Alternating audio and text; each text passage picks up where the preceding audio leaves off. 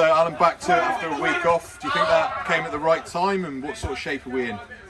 Yeah, we always welcome a week off. It gets the bodies and the mind in the right place going forward in the rest of the season.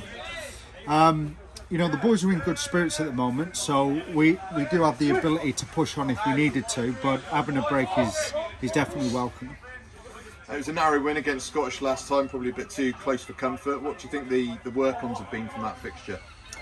Firstly, it was just nice to get one over the post for the first time in 10 years, I think it was. We didn't make a big deal about it, but those wins will determine your league. If you end up on the right side of the score a couple of times like that, you're in for a good year. So, really important. The biggest learning for us is to make sure that we get our our core aspects of our game nailed down, and at times we were put under pressure, and I've got to say Scottish were a good challenge for us, and it was a good arm wrestle.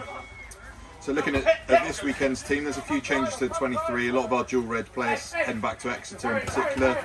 Was it safe for the squad to be able to make changes and still field such a strong and exciting looking side as that? Well, I think if you are to make a sustained effort all the way through the league, it really is important that you've got the depth and the quality through the squad. So even though we have lost the dual reds guys, we've got enough depth and quality just to keep the engine going. So for us, we're looking for a big performance on the weekend, and it just showed that we've got the right depth in our squad. And talking about this weekend's opponents, Bedford, they're probably in a similar position to us, really. They lose a lot of dual reg players. What do we think we're expecting from them this weekend? Look, they're a pretty formidable side. They're well coached. They've got good DNA. We know they like to play. They like to break the field up.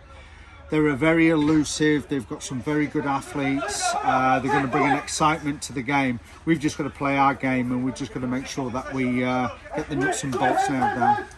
And back at the Monet this week for the first time in November. We're unbeaten here in the Championship so far. How important is it to make this place a fortress, do you think? It's an enormous advantage here. We've not only got the support, they've got to come down and travel, which is unusual for teams.